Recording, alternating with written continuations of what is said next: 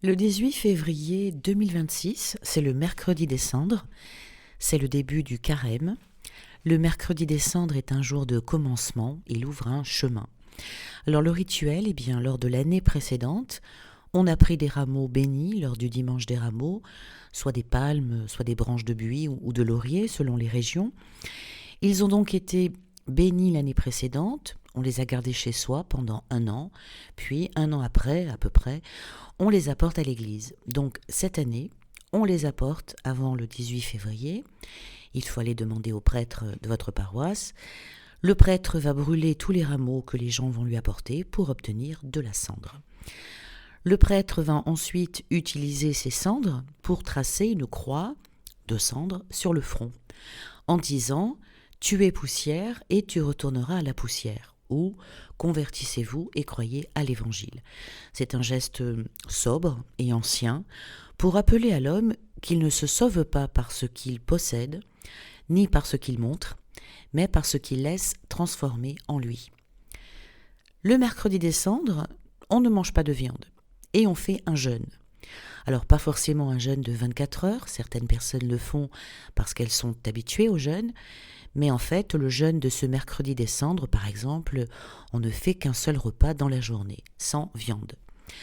À partir de ce jour et durant tout le carême, on ne dit pas Alléluia. L'Alléluia est totalement absent de toute la liturgie du carême. Il ne revient qu'à la vigile pascale dans la nuit de Pâques. On va y venir. Donc le mercredi des cendres est le premier jour du carême qui va durer 40 jours, sans compter les dimanches, parce que les dimanches ne sont pas comptés durant le carême comme temps de jeûne, car le dimanche est toujours la fête de la résurrection. Les 3 piliers du carême sont le jeûne, la prière et le partage. Pourquoi 40 jours ? Déjà, le chiffre 40 est biblique, mais là, c'est surtout pour les 40 jours de Jésus dans le désert. Donc, très clairement, on ne jeûne pas tous les jours pendant 40 jours, on ne mange pas un seul repas par jour pendant tout le carême, on ne supprime pas la viande pendant 40 jours. Les jours d'abstinence de viande, obligatoires, on va dire, c'est le mercredi des cendres et tous les vendredis du carême, y compris le vendredi saint. L'Église distingue le minimum obligatoire et le chemin qui est librement choisi. Le reste, c'est vraiment une démarche personnelle. Pendant les 40 jours du carême, chaque catholique est invité à choisir une forme de sobriété et de décider d'un effort qui est librement consenti. Alors cela peut être manger plus simplement, réduire certains plaisirs. Par exemple, on aime aller sur les réseaux sociaux, on va choisir un jour durant le carême pour ne pas y aller du tout. C'est une façon d'offrir ce qu'on aime à Dieu. Ça peut être n'importe quel plaisir, ça peut être plusieurs jours, c'est libre. À vous de voir combien de cadeaux vous pouvez offrir à Dieu. Donc ce n'est pas un jeûne total, ni même manger léger toute la journée. C'est une réduction substantielle pour garder des forces, mais en signe de pénitence. Beaucoup de gens sautent le petit déjeuner, le goûter, mangent normalement à midi ou le soir.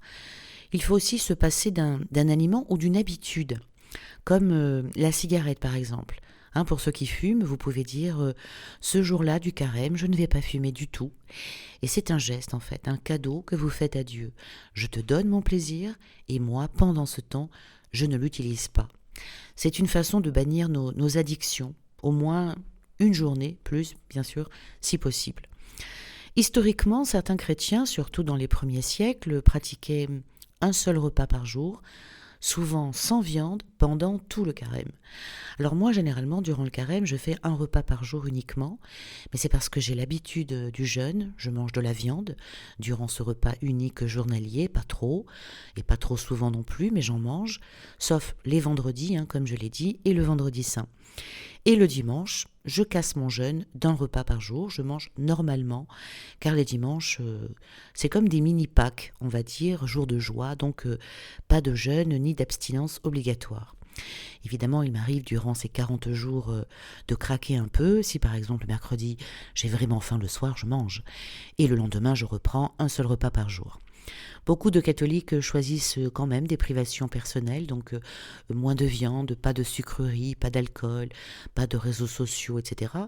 Mais c'est volontaire, ce n'est pas imposé par l'Église.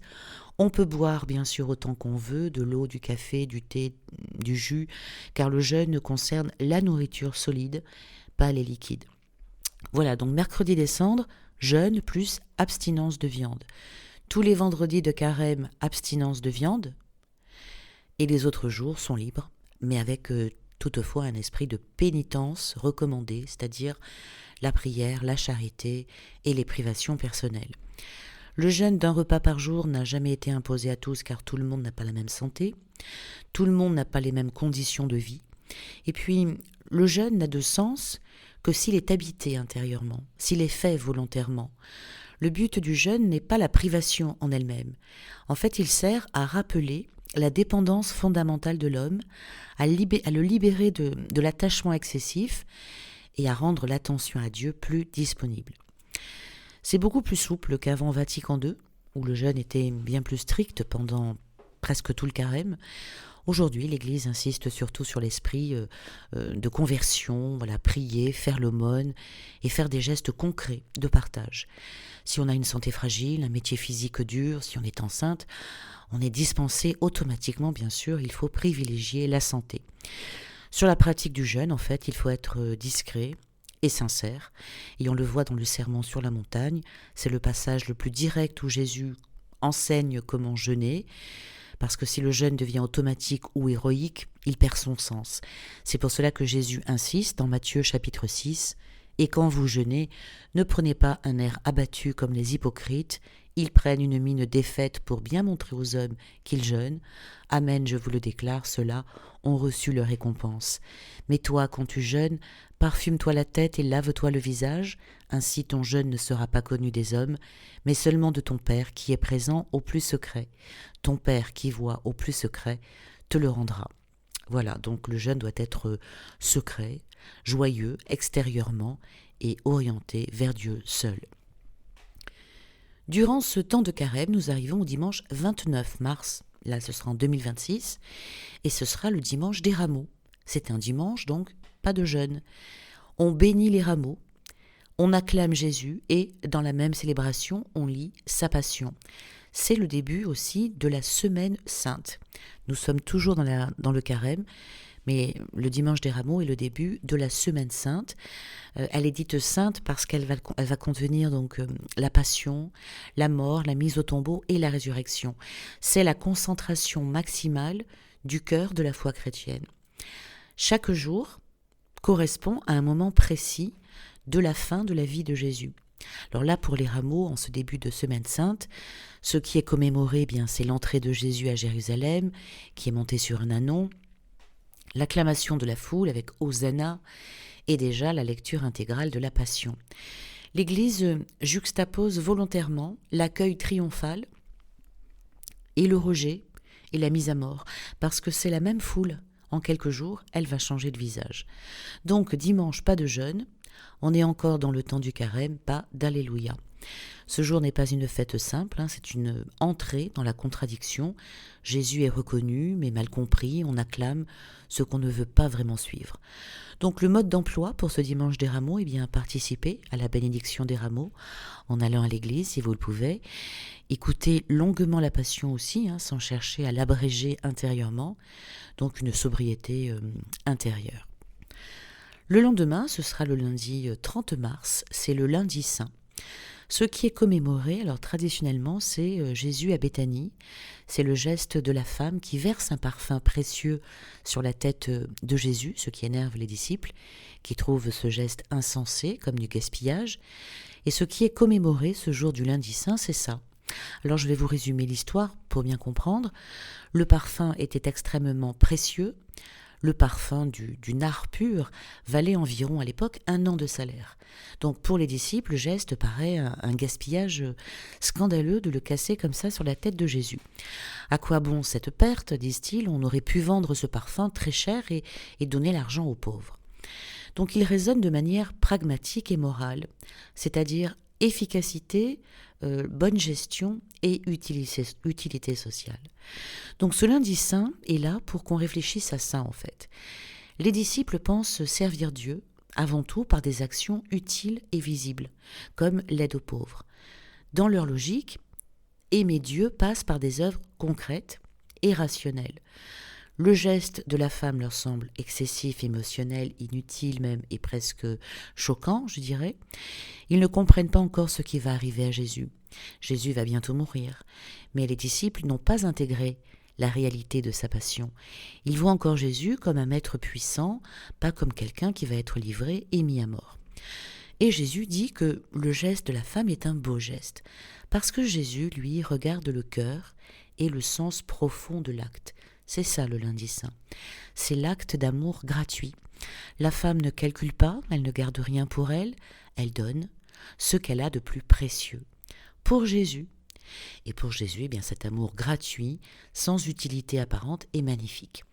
C'est un geste prophétique aussi. Jésus explique, en versant ce parfum sur mon corps, elle l'a fait pour ma sépulture.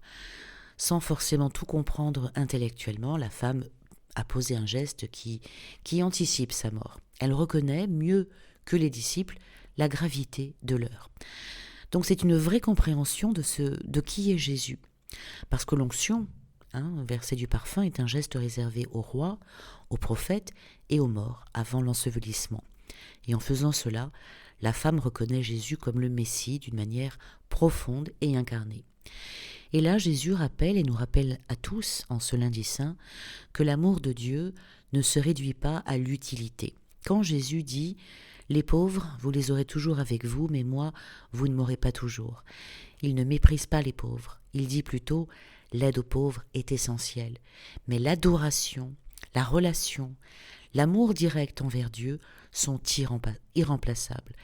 Et c'est là où je dis qu'il ne faut pas supplier, où il ne faut pas mendier, où il ne faut pas demander à Dieu, mais simplement le louer, l'adorer, avoir cette relation. Les disciples pensent bien faire, mais ils restent toujours dans le calcul et l'efficacité. Et la femme, elle a posé un geste d'amour total, excessif et gratuit. Et Jésus nous montre que Dieu se laisse toucher par un amour qui ne calcule pas. Il faut se rappeler en ce lundi saint que le don gratuit existe. Le lundi saint nous pose silencieusement cette question: qu'est-ce que je suis prêt à offrir au Christ, sans calcul, mais seulement par amour? Ensuite, le lendemain, ce sera le mardi saint, le 31 mars. Alors là, ce qui est commémoré, ce sont les évangiles qui évoquent l'annonce de la trahison, le trouble des disciples et la solitude progressive de Jésus.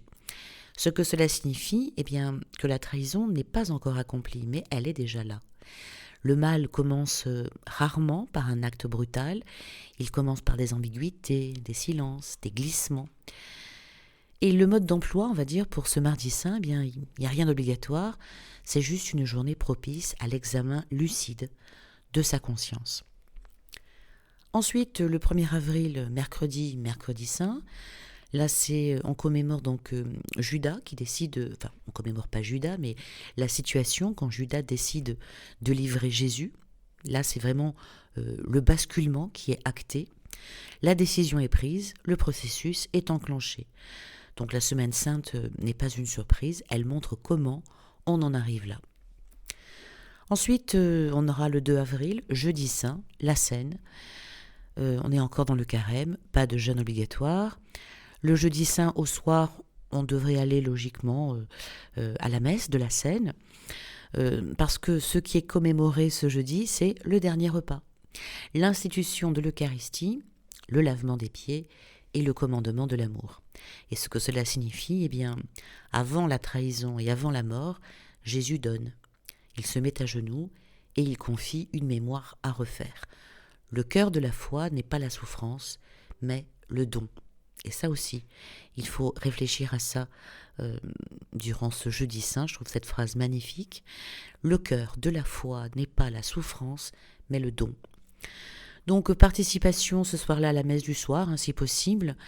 Le carême se termine précisément avec la messe du jeudi saint au soir. Avant cette messe, on est encore dans le carême. Après, on n'y est plus.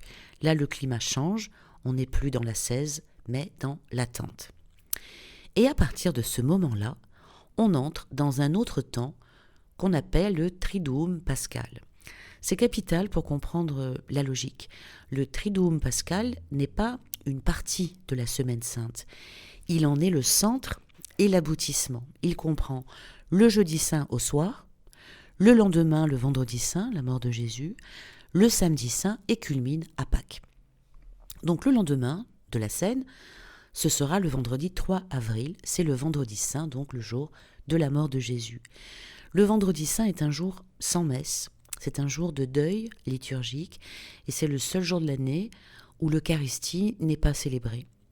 Le jeûne là est obligatoire, l'abstinence de viande est obligatoire, c'est le jour de jeûne le plus fort de l'année catholique. Donc c'est vraiment le silence et la lecture de la Passion selon saint Jean, une sobriété radicale pour la mort de Jésus. Le lendemain, samedi, fait encore partie de la Semaine sainte, c'est le samedi saint, le samedi 4 avril 2026. Le samedi saint est un jour sans messe aussi, un jour de grand silence. L'Église se tient symboliquement au tombeau du Christ. Le jeûne n'est pas obligatoire, il est facultatif, il est recommandé d'une manière traditionnelle. C'est un jeûne d'attente, pas de pénitence. Et le lendemain, le dimanche 5 avril 2026, on arrive à Pâques. Et là, c'est la joie. Donc, quand commence vraiment Pâques ? Eh bien, dans la nuit, à la vigile pascale, le samedi soir. C'est là que l'Alléluia revient de manière solennelle, que les cloches sonnent, que la lumière est réintroduite. C'est la fin totale du jeûne, c'est la fin de l'abstinence, c'est un temps de joie pleine, c'est la résurrection.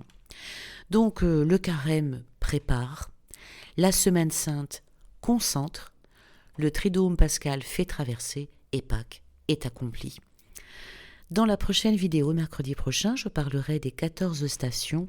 Cela se passe aussi durant le carême.